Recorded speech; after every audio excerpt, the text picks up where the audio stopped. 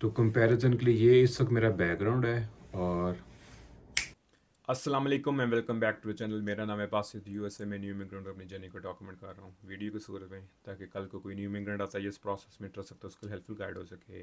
आप देख सकते हैं बैकग्राउंड काफ़ी चेंज हो चुका है, क्योंकि कमिंग डेज़ में सारी जो वीडियोज़ या मोस्ट प्रॉब्ली जितनी भी वीडियोज़ आ रही होंगी वो इंडोर शूट हो गई होंगी, क्योंकि विंटर्स कह लें सीज़न स्टार्ट हो चुका है।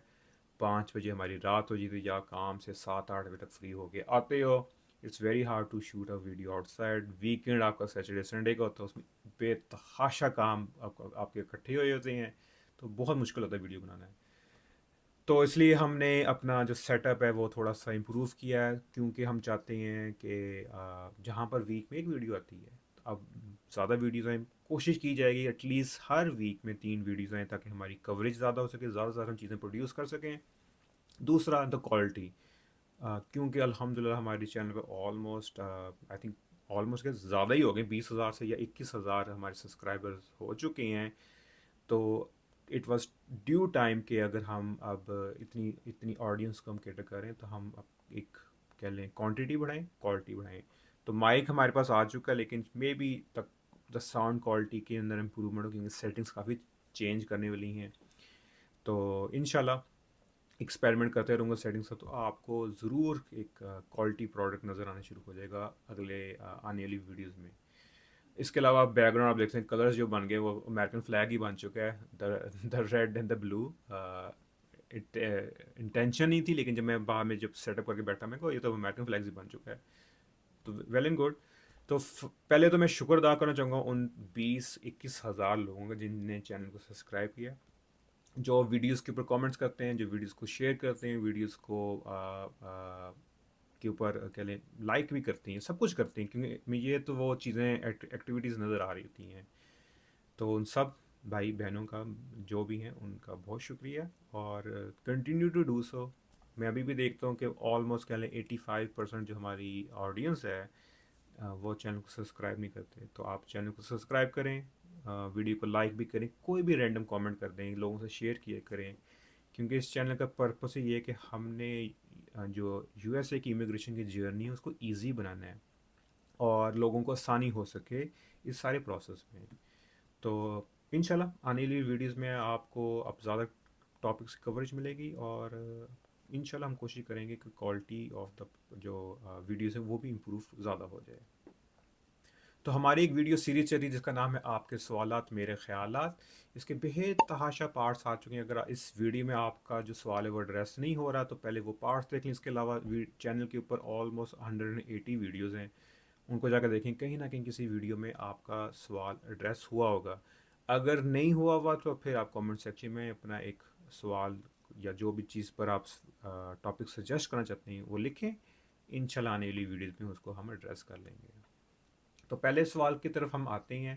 पहला सवाल है, को कह रहे हैं कि best mobile carriers family packages क्या हैं, और प्रोसेस क्या है to get a SIM card. जब आप यूएसए आएंगे, एक शौक ही आपको मिलेगा टू अंडरस्टैंड कि कितना ही कॉम्प्लिकेटेड भी है, इट्स वेरी एक्सपेंसिव, और दूसरा कितना वियर्ड ही है।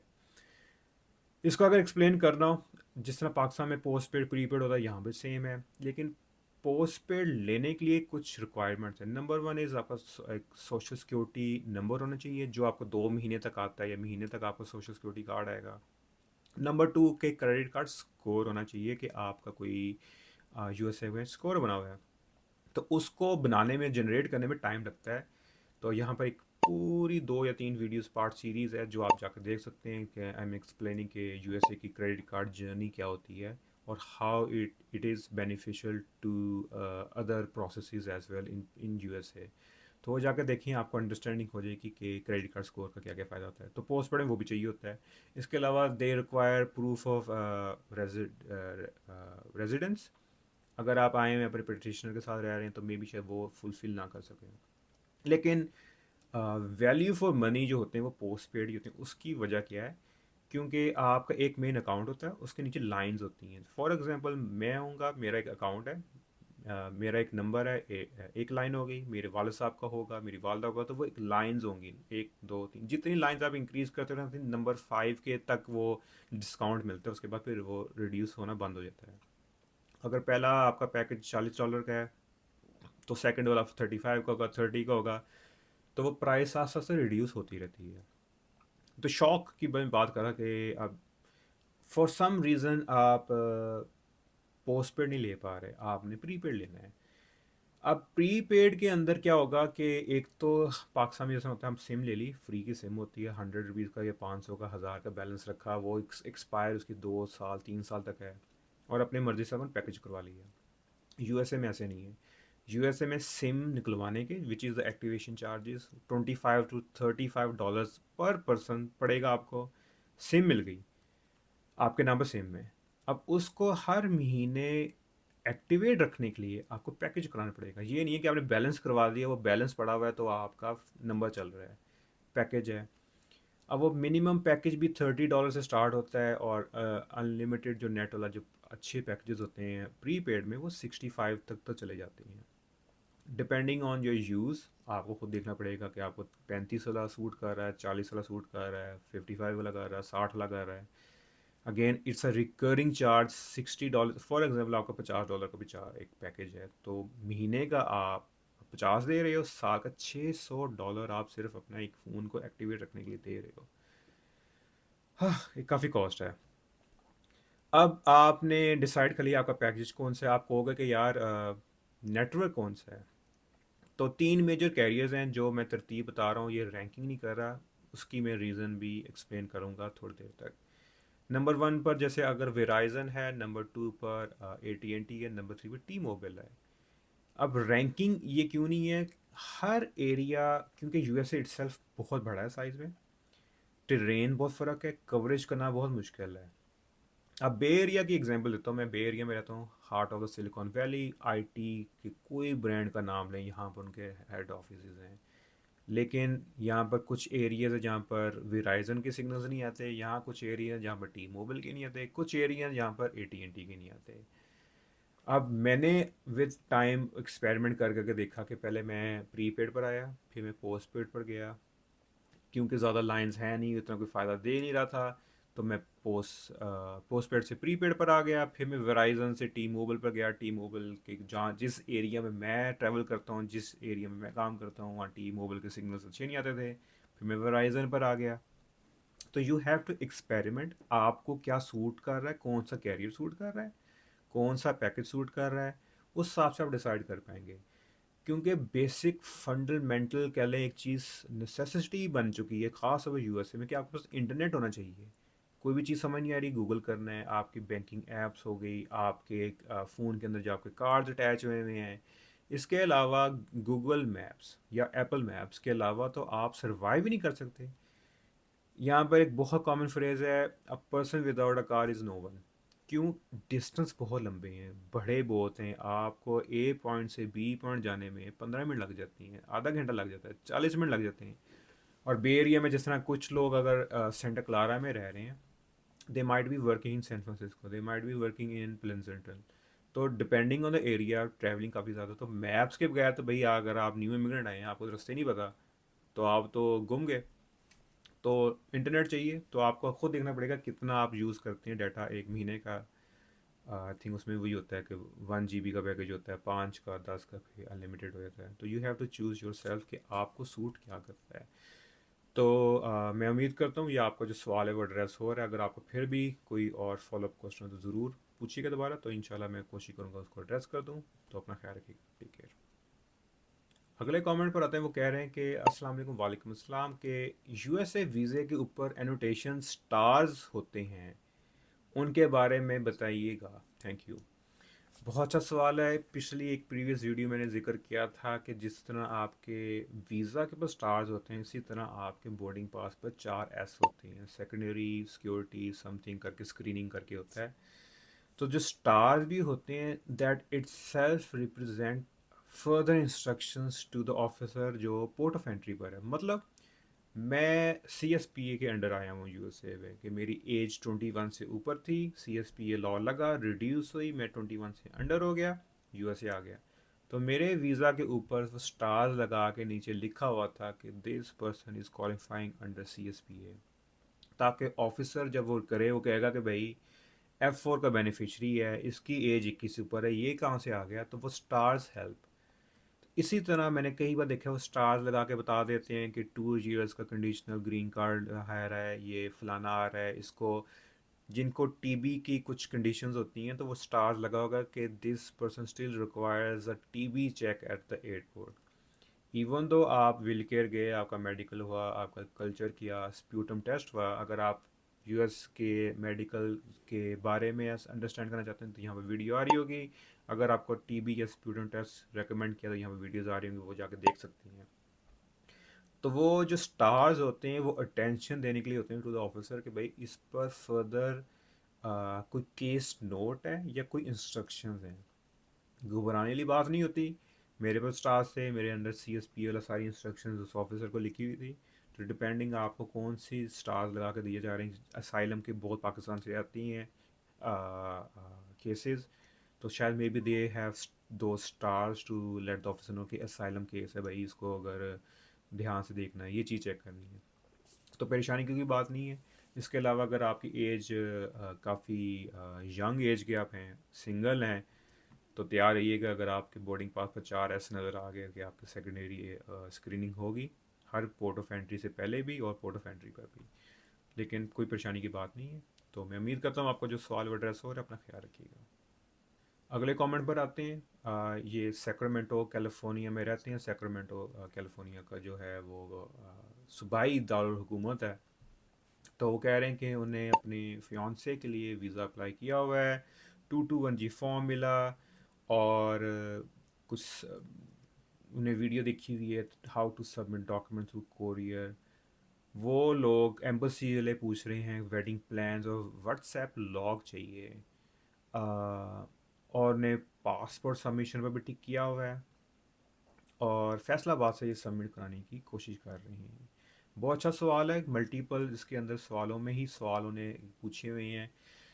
नंबर 1, 221G को आप अंडरस्टैंड कर लें। 221G क्या होता है? यहाँ पर मेरी एक वीडियो आ रही होगी, एडमिनिस्ट्रेटिव प्रोसेसिंग होती है। आपको एक वाइट पीस ऑफ पेपर मिलेगा, डिफरेंट कलर्स होते हैं, वाइट नहीं कहना चाहिए, हमारे बारे में 2 कलर तो मैं देख चुका हूँ। उस पर हमेशा टिक्स होते हैं। इंशाल्लाह फ्यूचर में एक वीडियो आएगी जिसमें मेरा बेतहाशा 221Gs पड़े हुए हैं, लोगों की डिटेल्स छुपा कर। I would like to discuss कि वो हर टिक के पीछे रीज़न क्या होती है। बड़ी इंटरेस्टिंग होती है, और मैं अपना 221G भी डिस्कस करना चाहता हूँ। तो अगर तो वो आपसे जैसे ये केस है, कोई भी हो, वेडिंग प्लान्स मांग रही हैं, लॉग्स मांग रहे हैं, तो वो आपने सबमिट करवाना है। और पास हमेशा आप देखेंगे दे विल टेक कि आपने पासपोर्ट को सबमिट करवाना है। पासपोर्ट इसे रिटर्न करते हैं जिस तरह हमारा इंटरव्यू हुआ, हमें AP लगी, हमें DNA टेस्ट दिया गया। अगर DNA टेस्ट पर आप वीडियोस देखना चाहते हैं, इधर 2 पार्ट सीरीज एक्सलेंट वीडियोस हैं। वो वीडियोस शायद 30-30 मिनट की हैं, लेकिन उन वीडियोस को बनाने में मुझे 8 महीने लगे। मुझे पता है मैं लोगों से किस तरह खरोच खरोच के इंफॉर्मेशन इकट्ठी की, नेट से की। इसका कंप्लीट गाइड, अगर किसी भी आप बंदे को जानते हैं जिसको DNA टेस्ट मिल चुका है US एम्बेसी इस्लामाबाद से, उनके साथ वीडियो शेयर कीजिएगा। बहुत अच्छी वीडियोज़ हैं। तो हमें जब वो 221G मिला तो हमें भी पासपोर्ट उन्हें वापस कर दिया। उन्होंने कहा कि आप शायद DNA या किसी और स्टेप में आपको आपके पासपोर्ट की ज़रूरत हो, तो इसलिए वो that is a very common practice, वो पासपोर्ट वापस कर देते हैं। और कितने ही लोगों के वो पासपोर्ट गैदर करके एम्बेसी में रखे हैं। अब वो टिक हुआ है। अब आप 3 चीज़ें फॉर एग्जाम्पल जमा करवा रहे हो, आपके पास वेडिंग प्लान्स हैं, आपके पास व्हाट्सएप के लॉग हैं, और तीसरा आपका पासपोर्ट है। तो जब वो प्रिंट आउट्स होंगे, आपने वो जाना है फैसलाबाद में आती है स्पीडो वाले जो हैं, जो PIA का courier service, they are the authorise. लेकिन मेरी बात नहीं जाना, गूगल पर सर्च करें US ट्रैवल डॉक्स पाकिस्तान, और या AG लिख लें या लिख लें US एम्बेसी ऑथराइज कोरियर। हमेशा जो इंफॉर्मेशन होगी वो US एम्बेसी की वेबसाइट पर होगी, थर्ड पार्टी में नहीं जाना। फ्री ऑफ कॉस्ट होती है। लेकिन लास्ट टाइम मैं जब AEG लाहौर के ऑफिस गया था तो वहाँ 250 रुपये लिखे हुए थे कि अब उन्हें चार्ज लगा दिए कि हर एक बार जो भी सर्विस यूज़ करता था 250 थे। मे बी अब चार्ज पाक फैसलाबाद में भी हो। तो एम्बेसी की वेबसाइट पर जाएँ, देख लें कि हु इज़ ऑथराइज्ड कोरियर, उनके थ्रू भेजें। बहुत स्ट्रीमलाइन प्रोसेस होता है। तो you have to like take printouts अपनी वेडिंग प्लान्स के अगर फियांसे है क्या, किस तरह शादी हो रही है, किस तरह करनी है, क्या मेहमान है, वो चाहिए। व्हाट्सएप की उनको लॉग चाहिए, इन द सेंस कि ज़ाहिर सी बात है, अगर आप if you are planning on getting married तो आपको उनको चैट्स भी पढ़ने का दिल करेगा। इसमें लोग कोई कॉमन मिस्टेक करते हैं, वो कहते हैं पिक एंड चूज़ हमने करनी चैट की। तो वो चैट्स कोशिश किया करें कि जो होती ना वो एक फ़्लो में हो, उसमें लड़ाइयाँ भी नज़र आ रही हों, उसमें सुलह भी नज़र आ रही हो, उसमें गिफ्ट भी हो, प्यार मोहब्बत। क्योंकि ऑफिसर बैठा हुआ है, उसने उस एलिमेंट से देखना है कि अगर ये दे आर गेटिंग मैरिड तो ये चीज़ें तो कॉमन है। लड़ाई झगड़े होते हैं, आर्ग्यूमेंट्स होते हैं, किसी को मना रहा है, कोई गिफ्ट दिया जा रहा है, कोई प्यार मोहब्बत की बातें हो रही हैं। तो they will be looking for everything.